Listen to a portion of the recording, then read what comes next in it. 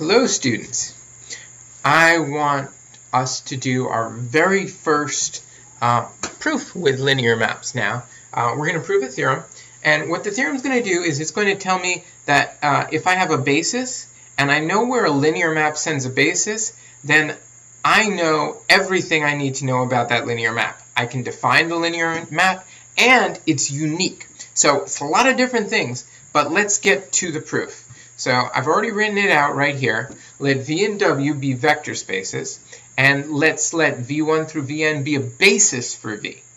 Okay, so what we have here is a basis for V. Now, the W's, W1 through Wn, these are just going to be any vectors in W. Not a basis, doesn't have to be a basis. I mean, could be a basis, but we don't care. It can be anything we pick. That means that means if we have this, then there is a unique linear map, a unique map from V to W, so that T sends each of the V's, each of those basis elements, to our W's. Okay, so this is saying a lot. It's saying that there is a map with this property, that map is linear, and that map is unique. So we really have to do 3 different proofs here. And one of those proofs has 2 parts. The fact that T is linear is going to have 2 parts, because what we're going to want to do is we're going to want to show, well, we could split up sums and we can split up scalars. We can pull out scalars. So there's just a ton to do here. It's not going to be a short proof by any means, but it is a very powerful proof. It tells us that if I know that how a transformation acts on basis elements, then that linear transformation, I know everything about that. I know exactly where it takes anything, and there's only one way for it to do so. Okay, so what do I have to do first? Well, let's show that there is. Let's start with the is part of this, that there is a map. Not even unique, just that there is a map. Okay, that's going to take a little work right off the bat. Not too bad though, because it's going to be short. But we do have to be careful here. I want to define T. I only know how T acts on the basis elements. I don't know, I'm not told how T acts on the other elements. This is all I'm given. All I know is where T sends these n vectors in these vector spaces that likely have infinitely many vectors. Maybe if you have a finite field, it still has a ton of vectors. So how do I define T? Well, I want to define T for an arbitrary vector. Or I'll say let V be, that's what I want to define. I'll say let V be a vector in V.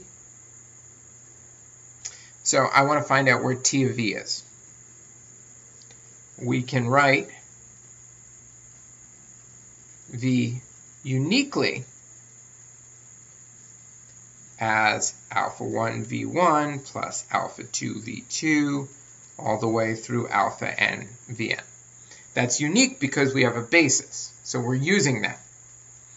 Then we define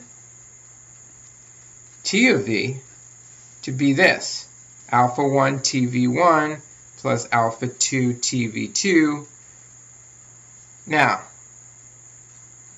why does this work? Why does this even give me a map? Well, let's think about it. If this presentation wasn't unique, if I had some V's that were not a basis, then I could write this in more than one way. And then, if I try to let T of V be this, it's going to depend on which alphas I chose, because there would be a choice. But because my V's are a basis, there is no choice. There's only one way for me to pick these alphas. And because there's only one way, this map is defined. If I had to make a choice, then this could be sending T of V to 2 different places, and it wouldn't even be a function. Never mind linear, never mind unique. It's not even a proper map. It's not even a function, because it sends one thing to 2 different things on the other side. Okay, but by uniqueness, because we have a basis, we can define T of V to be this.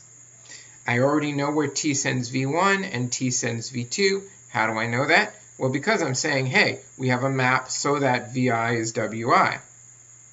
So this is going to be alpha 1 W1 plus alpha 2 W2 alpha n Wn. Okay, so that shows us that we have a map. That's all we have so far. Okay, lots more to prove. Let's start the next part in the next video.